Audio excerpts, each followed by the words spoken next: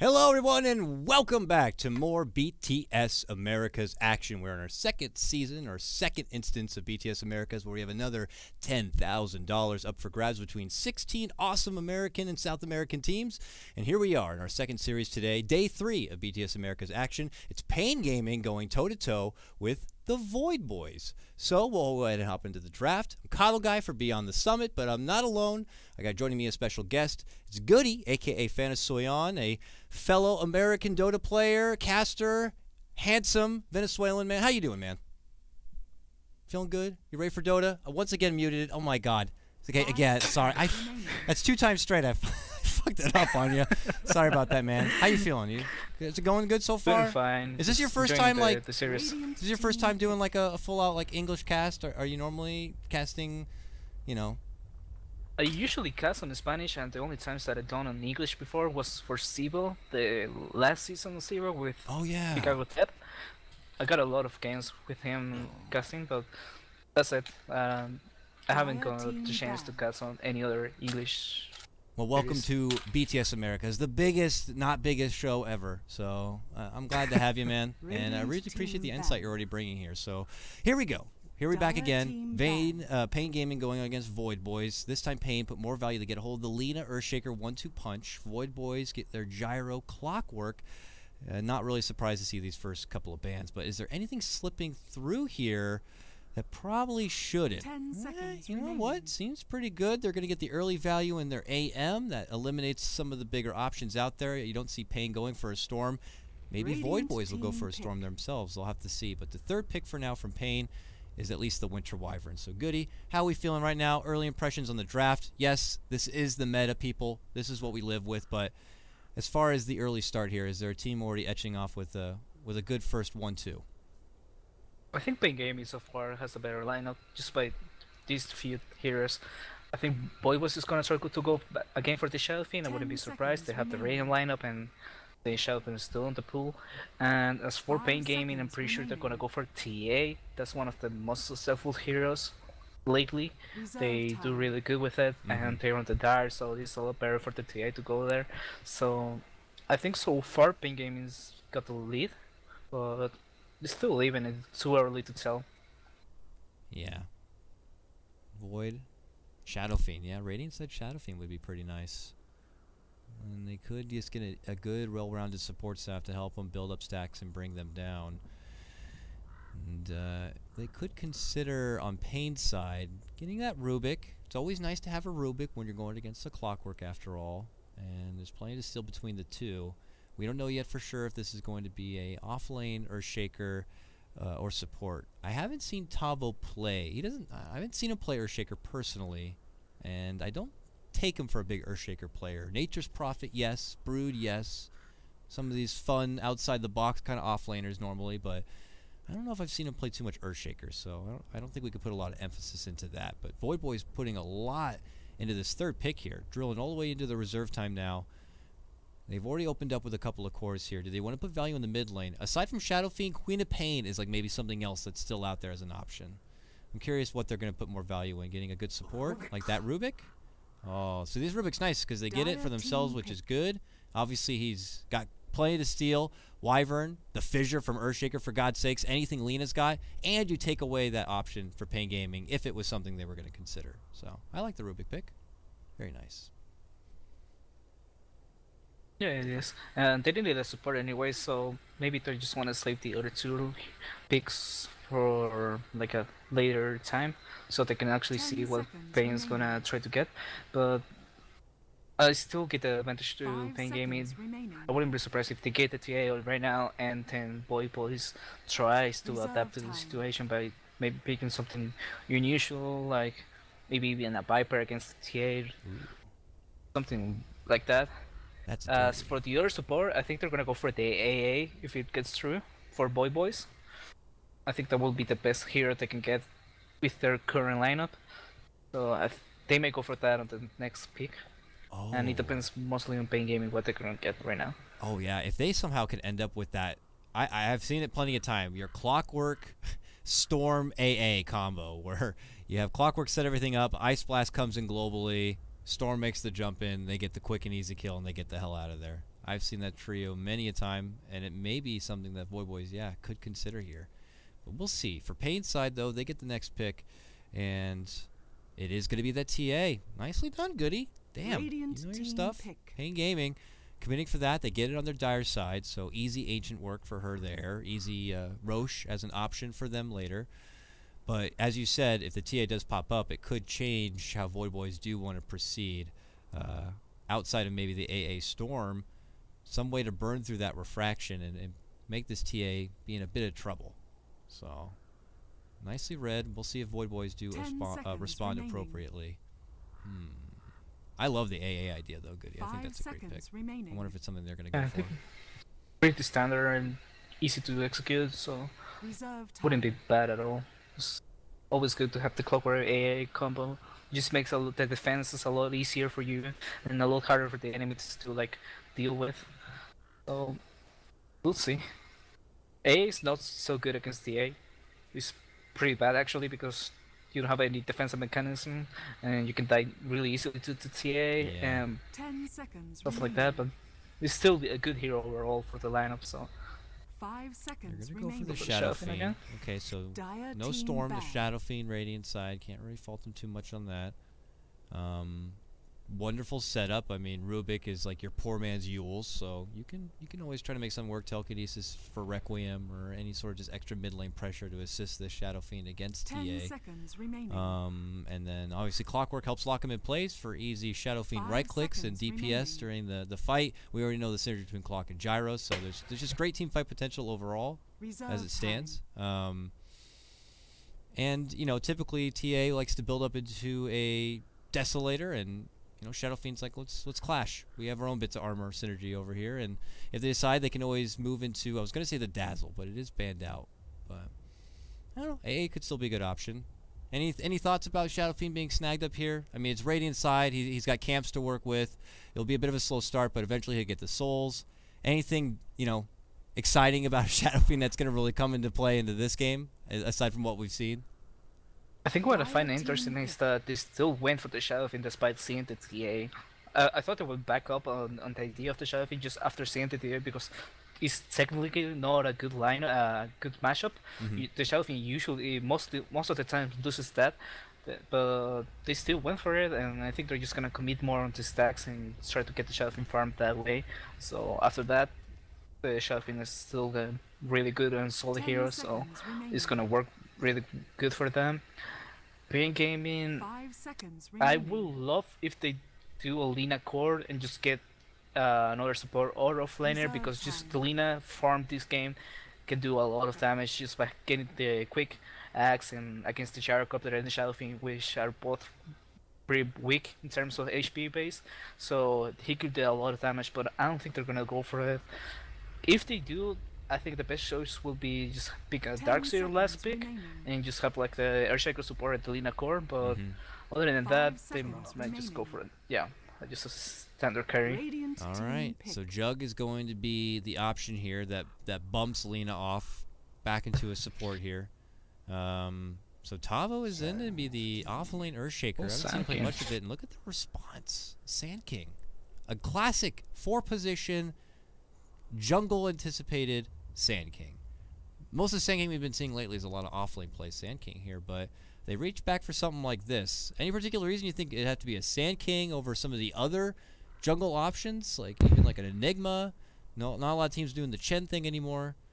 Is it just I for don't the big see team fight? any good reason for it, and I'm actually worried about Boys because what I was saying before, that Shadowfiend loses the lane against the TA and usually goes back to farming the stacks and recover with that. Oh, Now yeah. they're gonna be farming the stacks with the Sankin, so the Shadowfiend is gonna get basically nothing, and it's going to depend a lot of the laning phase, and that means Boys is gonna be forced to help the Shadowfiend as much as they can, maybe like a smoke gangs and just constantly pressure the TA just so the Shadowfiend can actually get something. Because if the Sankin is going to be still and getting the stacks, so I don't think the Shadowfiend is gonna get much this game, and I'm worried about that. Yeah, you make such a great point about it. It's big stack farm, we all know that, but so is Sand King there. There's definitely going to be a bit of a conflict of interest as far as where the farm is going to be going for this side.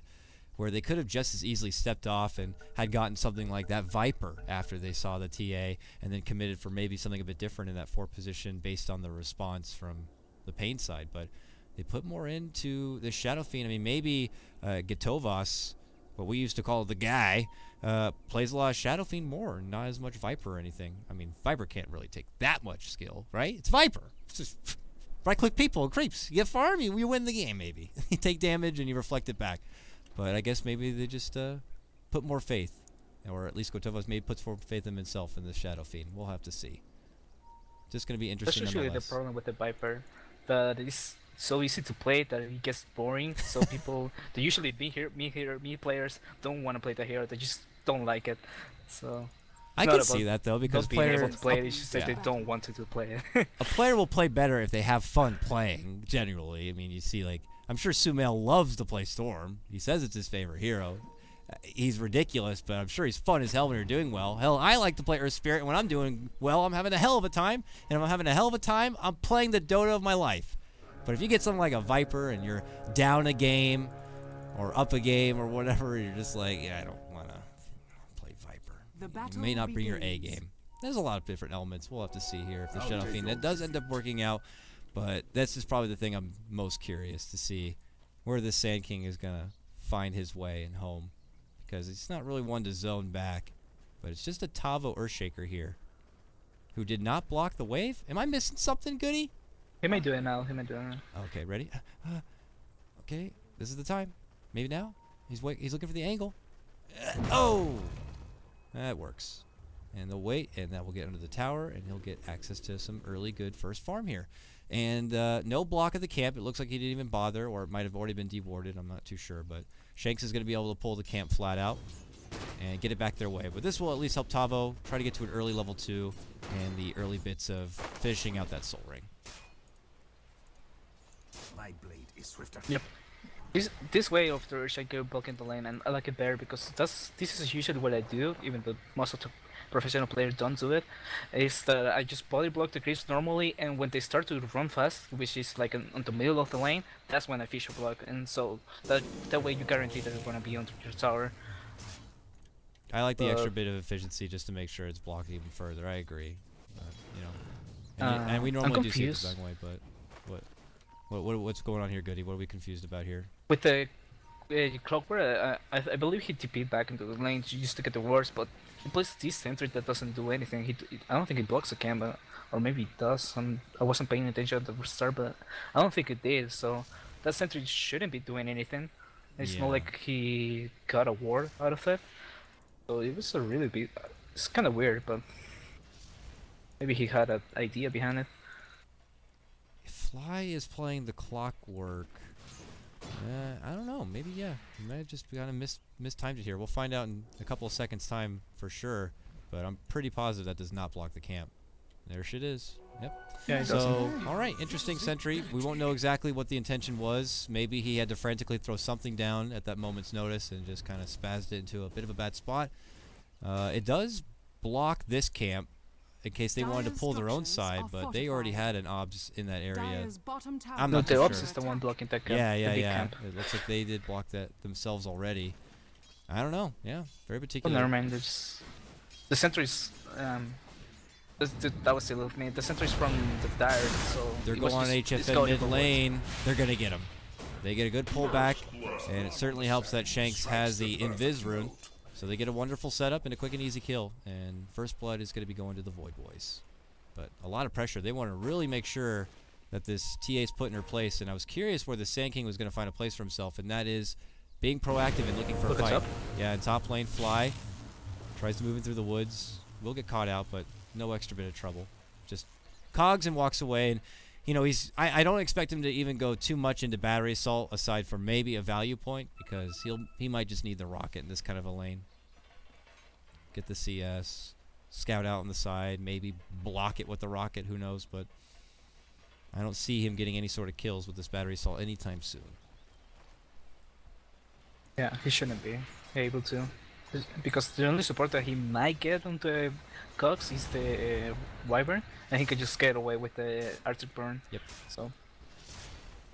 And he's got Arctic Burn up, speak of the devil, and I mean, if you're an offlaner, you hate your life going against this. This is just free, easy damage and slow, and he's just like, ugh, gotta use myself or at least a tango. And, you know, Wyvern walks away. It costs him not that much mana at all. It's great range and a struggling life for your clock. But he's like, oh, maybe I'll get this 4-minute rune. We'll head up here to scout it out. 2 more seconds. Who comes around the corner? It's Alina. Get away. My bounty rune. Now, he will eat an LSA, but it's no problem to him. Quick bounty. And he'll walk back it away. Let's touch base mid lane, the CS game. HFN 25-9, Shadow Fiend 18-5. So that's expected. That Shadow Fiend will run into a little bit of trouble until he's able to get some levels and some souls.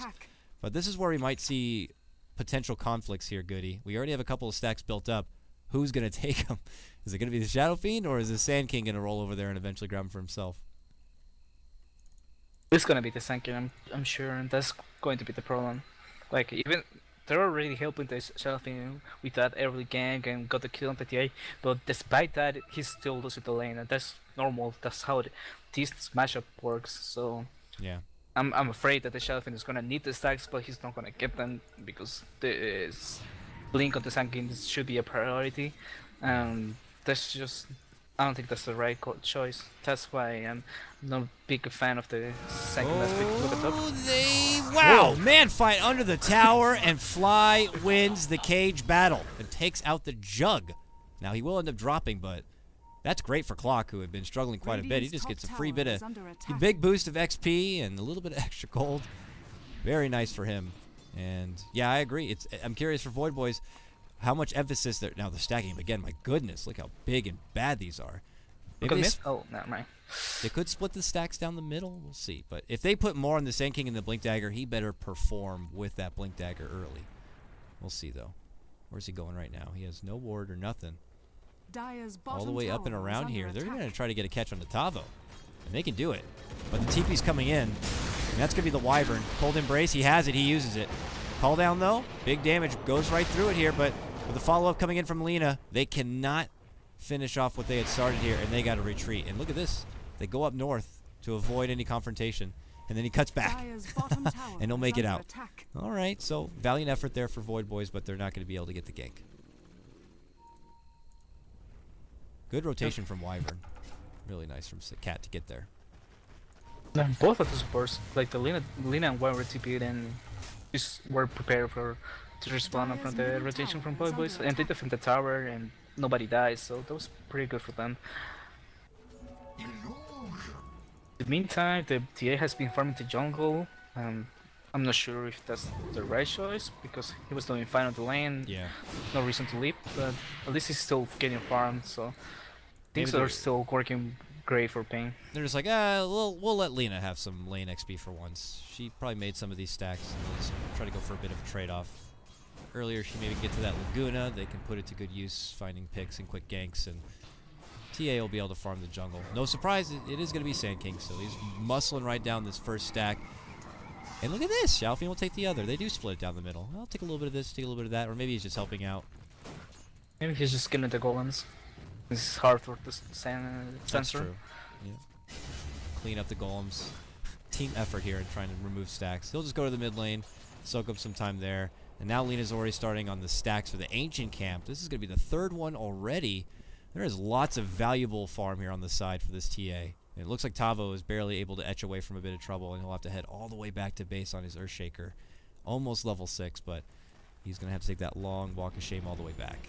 Still doing a little bit better than Fly, though. And it looks like Lina will get dropped in that mid lane. Quick and easy catch there for the Sand King and the cleanup from your Shadow Fiend. Yeah. So far the TA is doing great, and this is exactly what I was worried about because they put a lot of emphasis on the TA, the Pain team does, because he always delivers. Like every time he gets farm, he gets go for Desolator, Blink every single time, and he just does so much with it. Like he's just killing heroes left and right. So I'm really looking forward to that kind of performance on this match. They're gonna need it because Void Boy is still doing decent. Oh, they might get Snake King though. Good long fissure. Dragon Slave. A few auto attacks could finish him off. The armor? No, not gonna be enough. Ooh, very close there. He's able though to get the grab, and now it's gonna be 3-2 for Void Boys. And HFN stepped away from that mid lane for a while now and sees this big, nice stack. It just goes right for it. All right. That'll put her much closer to that Desolator you were talking about, and hopes that this TA will be a huge mid-game enforcer if Pain Gaming want to be able to at least, you know, try to get this to a 3-game stretch. But this Sand King now creeps up to 1,300 gold because of all these big stacks, and he's been participating, Goody. That's the other thing. Normally these Sand Kings get a bit, you know, caught up in their own thing trying to rush for this Blink Dagger, but he has been participating a lot. Got that kill, participated in another, and now they're gonna smoke. Now they're going bot top. Yeah, look at this. So I got the level 6. Let's play. Him and Shanks look to move in, and we'll see if they'll be able to get the catch here. 4DR has the Omni Slash ready to go. Might be a bit hard. Yeah, Tavo's there. Oh. There's the lift. Fissure, but oh, Burrow's right under the fissure. 4DR's just dead. Oh, walking Echo. Big damage, but not enough to stop them from finishing off the jug, and not enough for them to turn anything around. Big grab right there for Void Boys, but they go right for the bottom lane at the same moment. Snake King in a bit of trouble now. They pop the trap, and look who's got a haste route. Look at, man, just annihilates the Lita. And now it's like, you want a man fight HFN? Kills him too! Are you kidding me? A 2-for-1 special right now.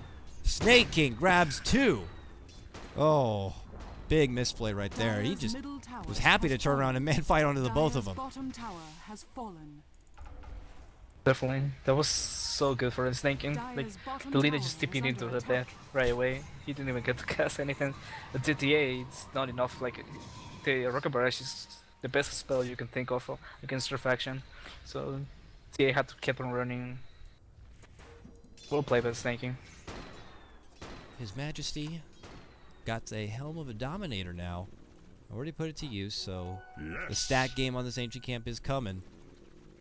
And it looks like he's going to finish out his treads now. Yep, we'll go back right into the woods, continue his farm game here. Mech almost complete here for their Shadow Fiend. He's going to be farming out this stack, and we'll have nearly the recipe to complete it. And little Snake King here. We got Snake King and Snake King on the same team. He gets his Blink Dagger. Okay, green shoes and a Blink Dagger. Where's my smoke at? Someone get the smoke. Let's get a gank and let's get a kill with it. This is going to be quite the surprise for Pain if they're not prepared. Yep. Things are working great for Boy Boys, especially with after that double kill on bottom. Like, Snake King's doing just fine by himself. And the Shadow Fiend got so much space just by TTA moving around and farming the jungle and then the ancients and then going bottom. Like, he hasn't been on mid for the past 4 or 5 minutes or so. So during that entire time, the Shadow Fiend kept on farming and even got a kill on the Lina when he rotated. So the Shadow Fiend didn't even need the stacks to get farmed because he wasn't laning against the TA. So I think that was a bit of questionable play by Pain. All the meanwhile, they get the catch and take down the Clockwork in the top lane. Really had nowhere to go, tried to hook shot back, but Lina showed up, took him out with the Laguna, and Jug was able to save his Omni Slash. But before he could even respond, Boy Boy's on the move again. This is a smoke move here. Shanks is going to ward, will block out the Ancient stack, and they're going to go for Wyvern. There it is, blink in for Cat. Cold Embrace gets off. He wants to drop the call down and get away, but here comes the Epi now. He doesn't have the burrow to get back into the fight, but just the passive damage does a little bit of work. But the Fissure comes in from Tavo, and they finish off the Sand King. Now it's a 1-for-1 trade here. Shanks trying to make it away. Oh! See you later. Quick, one-hit punch to the face. You're not TPing out anywhere. And Void Boys, first time so far, they're going to be coming up short on this gank movement. They lose 2 in exchange for only the one jump of the Wyvern, and now they see Gyro. Woo. Dragon Slave, no mana for Laguna. He runs away. Oh, they move in there, and Pain Gaming very quick to respond. They were just ready for something to pop up here from the Void Boys, and it does. They show up, and they get a kill for themselves.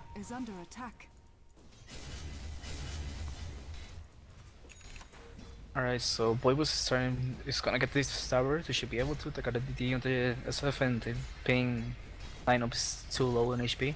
Well, especially the TA. But Pain Gaming got what they needed. Like, the TA just traded Wyvern for 2 kills on the TA, so that brings him just so much closer to the Desolator. He only needs 200 gold. Gonna have it on time, and then they're gonna go for Roshan. That's just like the script that they always follow, and it works every time. So like, keep on working. They're thinking about it. Oh, He's waiting. How's it going? Now we'll go off. Boom! It does fly. And there it is. Quick destruction of your Wyvern. Oh, wow. Oh, so low. The rocket almost finishes off the Lina. Just barely able to etch away from trouble here. Void Boys don't pursue. They rather just push this mid lane and go for a tier 2, it looks like. But nice little catch. Convenient invis rune there for your Shadow Fiend. Doesn't get the immediate self-target of the Requiem, but with the assistance from Fly, he will go down. TA at the same moment, though, does finish off the Desolator. Picks it up now. But the pressure's already coming from the Void Boys, and I don't even know if they're going to plan on letting up at all. I think they're going to be ready to take a fight from here on out. Pain Gaming have to think of something, but they're going to get Tavo now. Oh, no!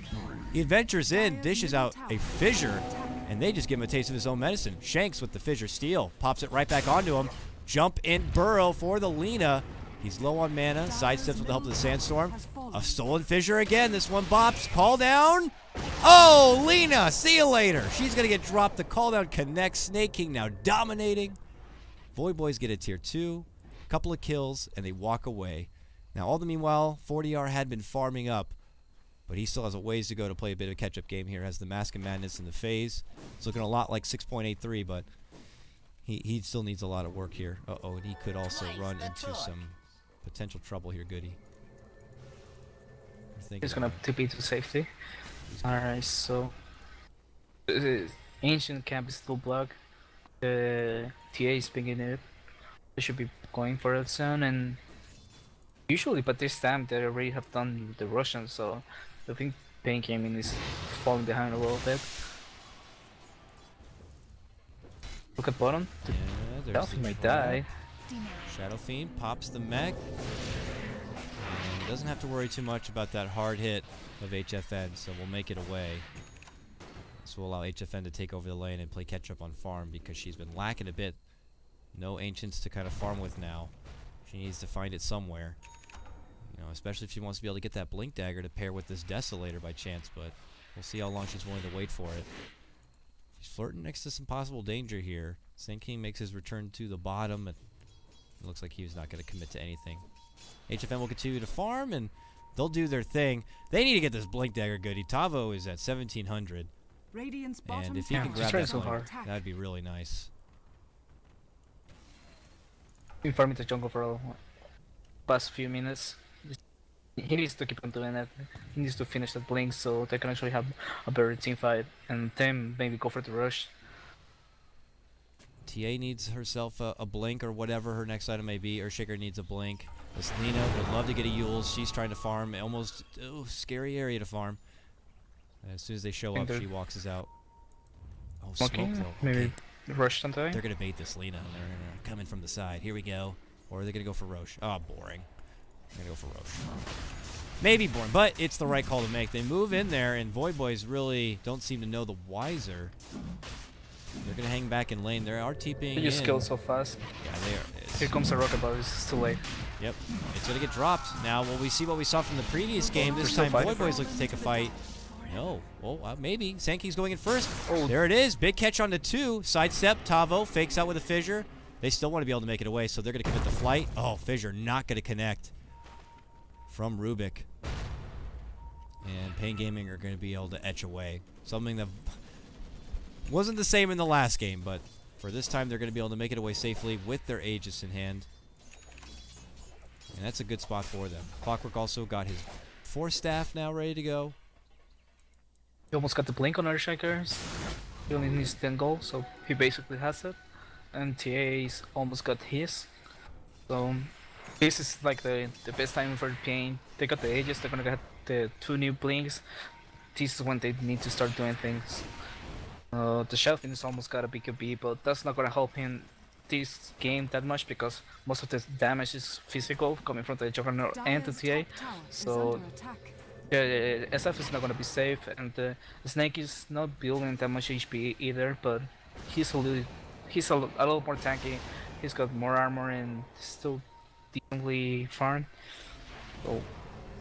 Oh, they get this. Oh, whoops. I mean, you're just like, you're going in that lane like he's definitely up there, and then the hammer comes down and you catch out the corner of your eye. Oh, crap.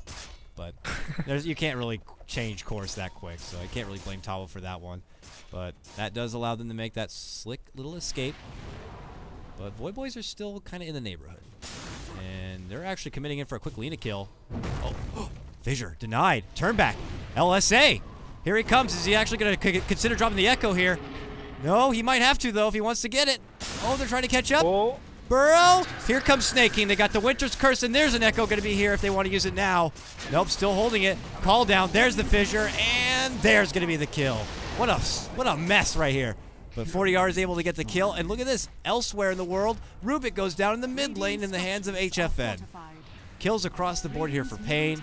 Oh, poor little Sand King. He committed for the Lina. It was so close. One little pincer poke away. Oh, mid lane, though. He shows up for HFN, eating tower damage here. Gonna have to retreat up north. There's not gonna be a follow-up. Just gets her away from the tower and sets up for the quick deny. Man, oh man. So close yet so far. Tavo's able to stop the Sand King from finishing off the Lina. They get a beautiful turnaround. Snake King shows up. They Winter's Curse, turn onto him instead, and they get that kill. That went wonderfully for Pain. Oh, unfortunately for Void Boys, eyes bigger than the stomach on that. The TA almost got another tower on top. The mid one got denied, but it's still good goal for Pain. And in the meantime, also the TA got a kill on the Rubik. This is when he gets really scary. Like, you hate being a support against his farm TA. Well, he's not that farm, but only the Desolator is enough. Watch, like, she's like 2 kills supports. Yeah. 2 shot supports, I mean. Ooh. Okay, HFN. Going for it? They're babysitting, walking each other here. Here comes Pain, smoked up. This could be the play, but it looks like Void Boys are already out. And good timing, too, for them. If they were planning on avoiding trouble. They certainly did. Seems like they want to bait the push on top. Like, make it look like the TA is pushing along and then get a good echo. They might be able to get it because it looks like Void Boys wants to defend the tower. And they also got to be concerned. Everyone's been missing. Now they're going to lead in Burrow. Double jump. Oh, big one from Fly. Goes right for Tavo. But HFN's able to annihilate the Sand King. Now comes trouble. Good bump back. Call down Snake King. Able to clear house right here. And here comes the Shadow Fiend. Looking to finish off Cat. They're going to get that grab, making it a 2 for 2. Even a committed buyback here. And it might be worth it. What a beautiful catch onto HFN. Wonderful. Burrow's going to trap him in place. It looks like they know she's there, but don't want to get her? There it is. Another. Everyone, get back over here. Kill her. What are you doing? Now they come over. Rocket Barrage, and they're going to finish it off. Rubik gets the catch with the Fade Bolt there. Makes it, what, a 3 for 1, 3 for 2, counting the buyback. Oh, 2 for 2, actually, at the end. I didn't realize so many from Pain actually managed to make it away, but all right. Void Boys put up a good hold. What a catch, though. I think a big factor of that was the Clockwork being able to get the catch on the Tavo in the back line, so Earthshaker was not able to get in and do much. Look at bottom. Oh, they got him. Shanks will eat it. Shanks quick steal.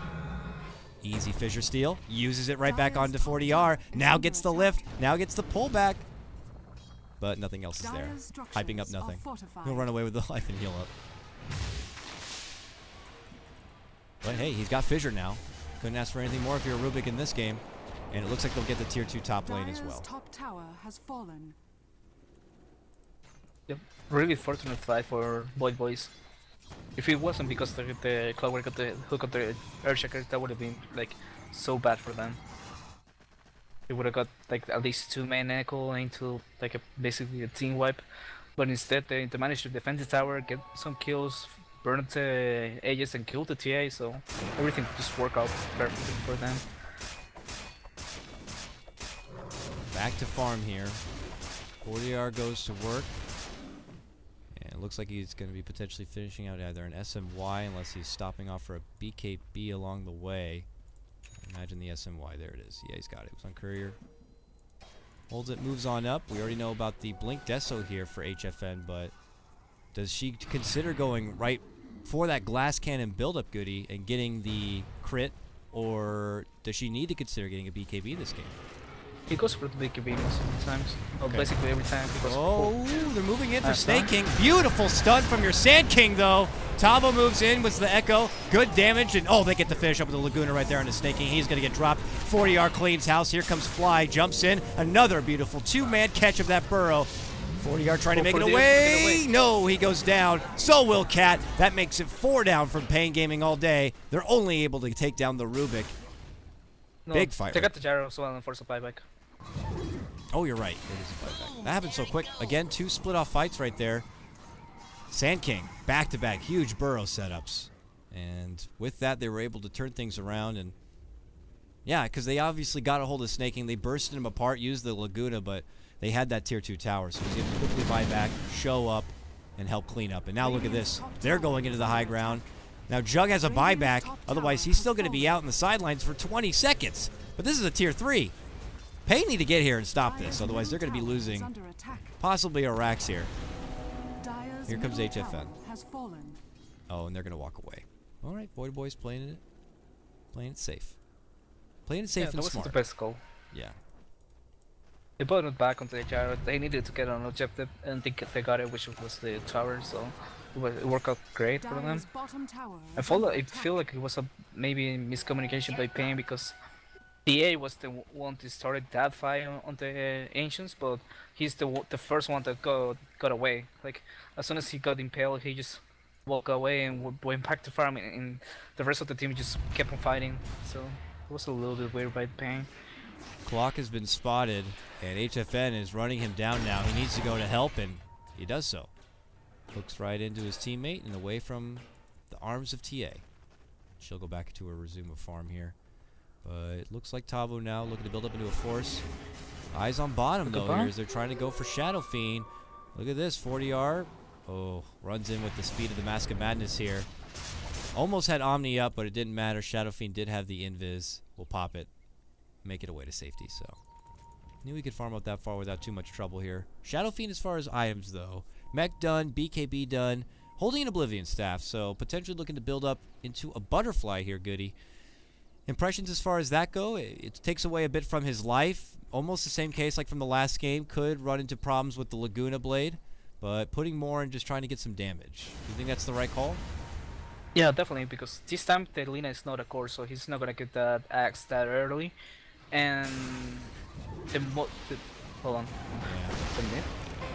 Minor fight here, separated from a call down, but nothing will come out of it. So yeah, please care. So the evasion is gonna work just great because the main source of damage from Pain Game is physical, like for the Juggernaut and the TA. So he already got the BKB to get away from some of the magical damage, like the stuns from the Earthshaker and Lina and stuff like that.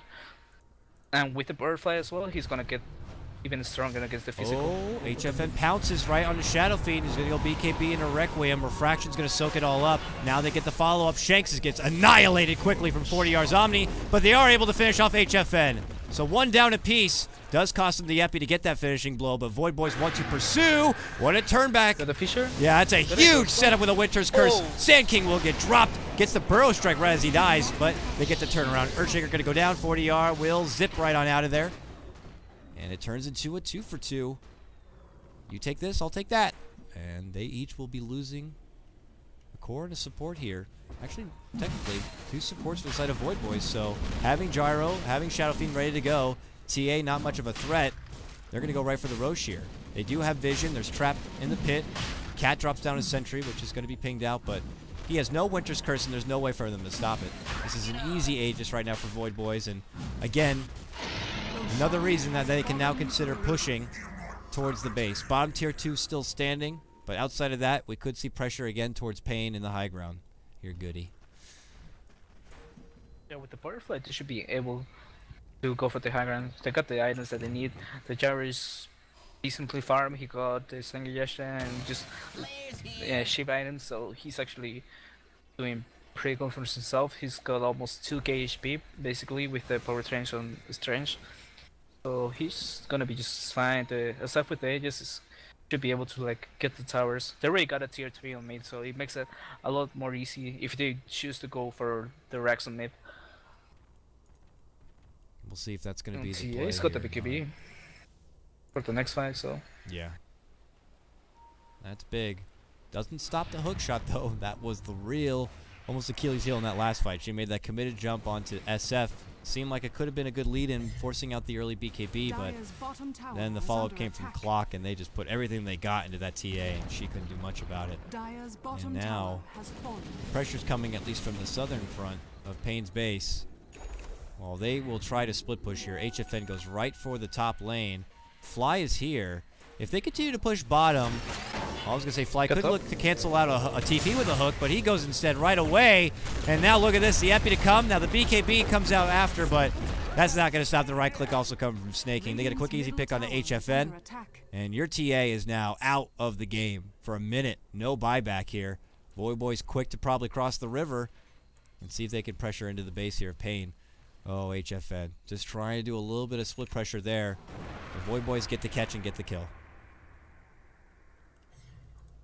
Yeah, I think this is a free grass for our boys.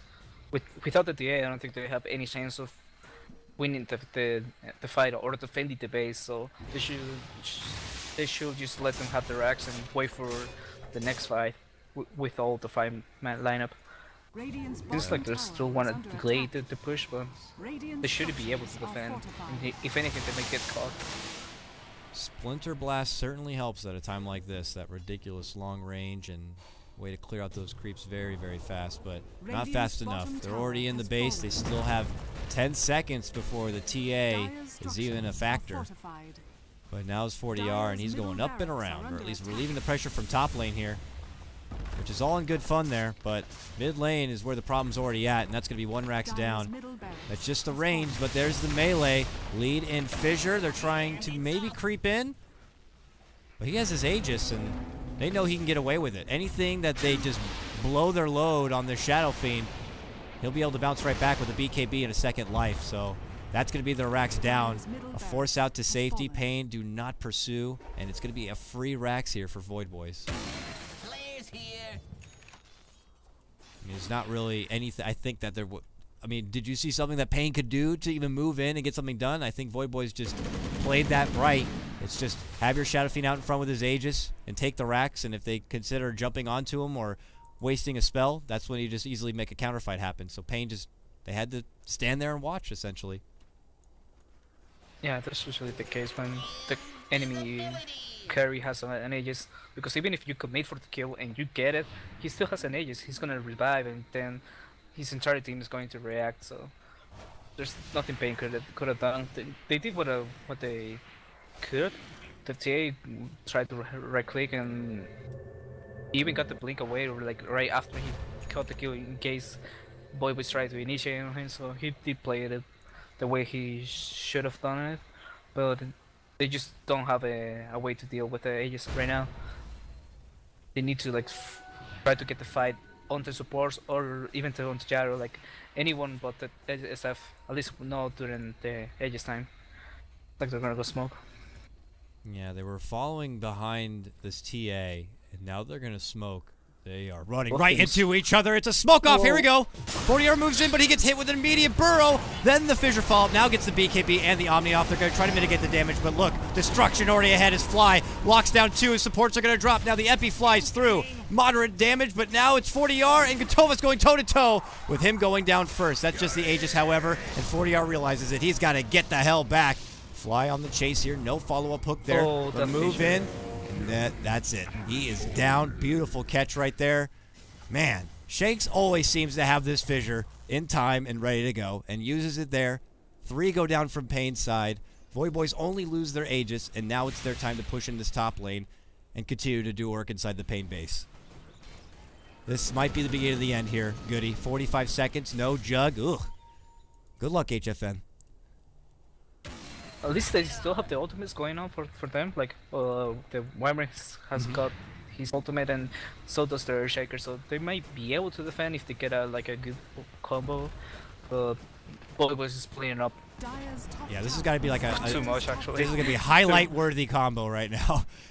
If Void Boys manage to cluster up somehow, I would love to see it. I really would, but it looks like their racks are just gonna slowly crumble down. This has to be the YOLO point here. They're gonna wait for the jug to come up, and then they gotta put together the play.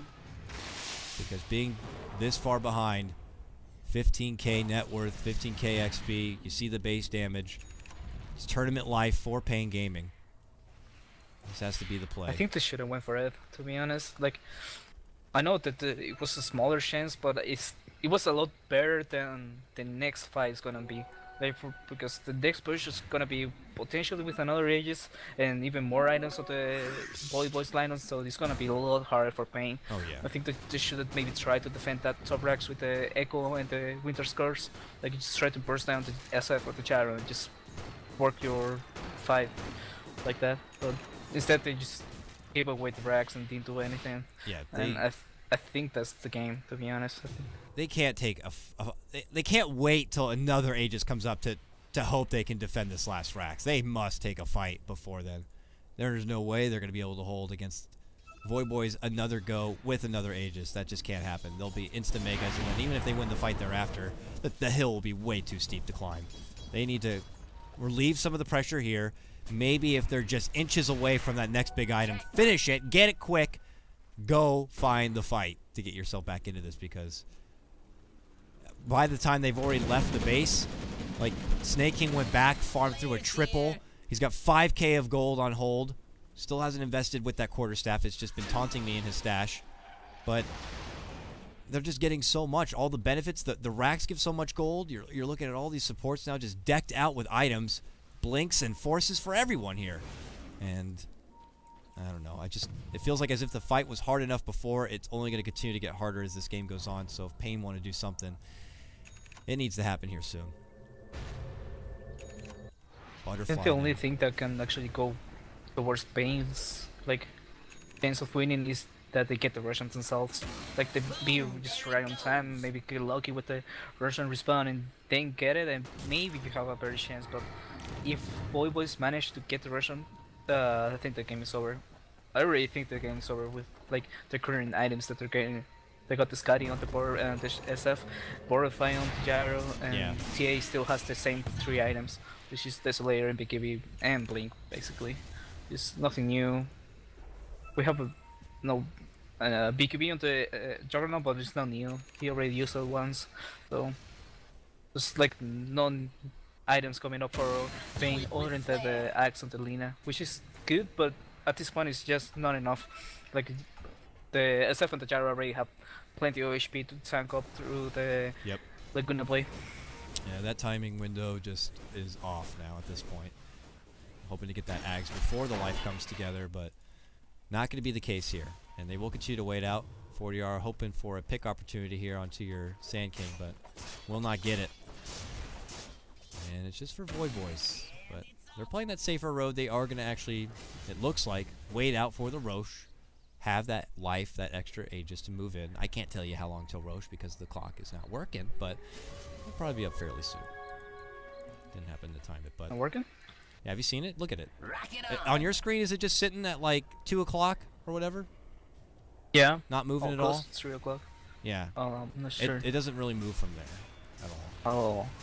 It's supposed to be up on the other side. Yeah, it's a reborn thing for sure. But there we go. Sometimes when I ask, well, how long is it going to be, that little thing pops out and tells me 1 minute, 9 seconds. And then finally the Roche will be up and ready to go. Void Boys will look to secure it, and they will look to end this game out. For Pain, maybe they can test that fight. Maybe they go in now. They go in, take a big fight, take the Roche themselves. Who knows, right? But I don't know. They're smoking up? Well, they got the smoke. They should be using it soon. I think they're going to push out the lane and then do it. I feel like the TA should try to get by something. He's almost got 4k. I know that he's saving for buyback, but at least maybe a Chrysalis, just to have a little bit more burst damage. Yeah. That would be enough, and you still have the buyback. Oh, go for it. Oh. Never mind. They really wanted to maintain control of the vision up here because they've been trying to get traps down in the pit, but they have been taken away. Now they're able to remove the sentry. They can plant a new trap down and make sure they can keep tabs on when Void Boys are going in to do the Roche. And they double back now because their base is just riddled with creeps. Get these things out of here. They're like ants. Pain have to move on through and just try to just clear house. This could be one of those timing windows. I mean, Void Boys are like, come on, Roche, come on, right now. Right now. There it is. All right, let's go. While they're cleaning out their base, we need to get this quick. But, oh, what a catch. Fly has HFN. Now put into a cage. They're just messing with their food right here. Look at this. Burrow in, get out. Hook and get out. They're going to kill her. They're going to kill her. He's going to just right-click her down. Cat's like, I got to get him with a Witcher's Curse. This is a forced fight that Pain don't want to have to do. And it looks like it could be a desperate Jug. Goes out into Omni, and he just gets muscled. Oh, the Jug looks like a little boy in that fight. Can't do anything. And Void Boys might not even need a Roche to end this game out. They finally get up with HFN. They finish him off. Both Jug and HFN do have buybacks. They need to pull him out here. Looks like Tava will go down. No Echo Slam, no buyback for him. And another stolen fissure on top. Oh, boy. Now they move in. This is it, the final hurrah, and it's over. Okay, he went in, and he got annihilated. And it looks like the same fate's going to be here for HFN, and that will be game. All right, goody. We didn't have to wait for Roche for that to happen. Just HFN getting caught out, and Void Boy showing with their supports and all that fantastic items they got that they just messed with her and quickly finished her off. What do you think about how the hell that game just ended? That was anticlimactic, to be honest. Like, we did wait for the rush, but they didn't even have to kill it. Like, rush and spawn and just called the game, basically. That was expected. Bane Gaming had to take the fight on top racks. After that, it was just impossible to win. They just were too far behind. They just didn't have enough items, and Void Boys was gaining everything they needed. So with that, we're going to be wrapping up our BTS America's coverage action for you today. That was our second best of 3 series for you. Again, congratulations to Void Boys. They will be moving on into the next round, the round of 8. For Pain, we wish them the best in their future tournaments, their future endeavors, but they will be done for here, and we'll look for them in the future. But that will conclude things. And also, I want to thank Goody so much for joining me, FanofSoyeon. It's been a pleasure having you cast. It might not be the last time either. I really enjoyed having you. Anything you want to say before we let you go? Oh, thank you very much for the chance of casting.